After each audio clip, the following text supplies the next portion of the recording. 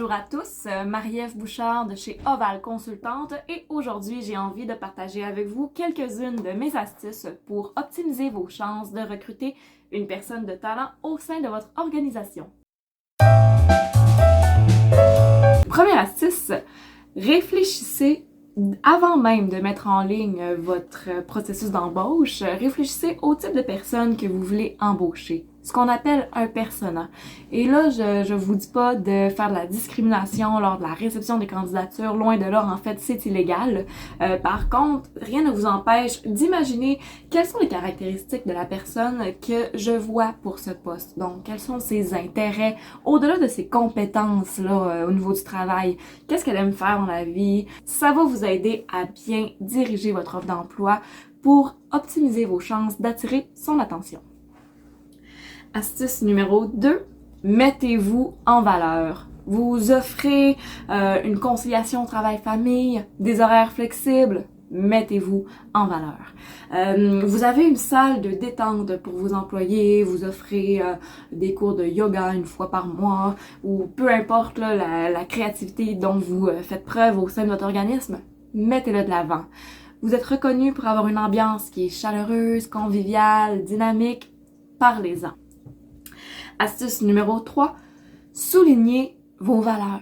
Alors là, toute la culture organisationnelle, elle est vraiment importante parce qu'on veut aller chercher des gens qui nous ressemblent, qui portent les mêmes valeurs que nous. Si pour vous, l'ouverture vers l'autre, le respect, l'engagement, c'est important, nommez-le, mettez-le de l'avant.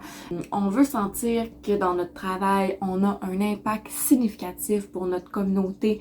Donc, la cause dans laquelle vous êtes engagé aussi, mettez-le de l'avant.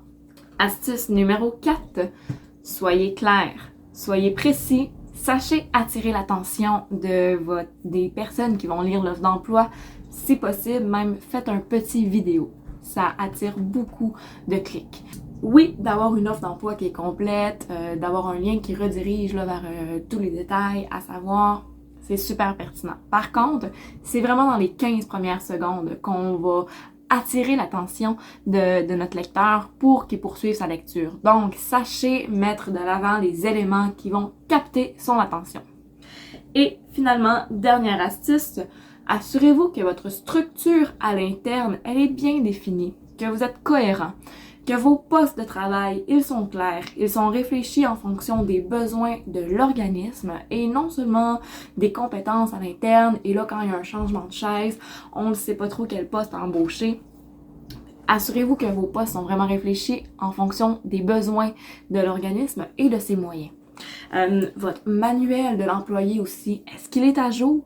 Est-ce qu'il est optimal en fonction de la réalité de l'organisme aussi? Donc, tout ça, ça va aider à avoir un processus de recrutement qui est clair, qui est structuré, mais qui est aussi durable dans le temps. Voilà, c'était les astuces que j'avais pour vous aujourd'hui.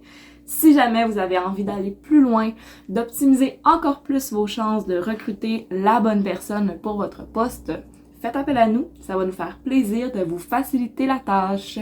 Bonne journée!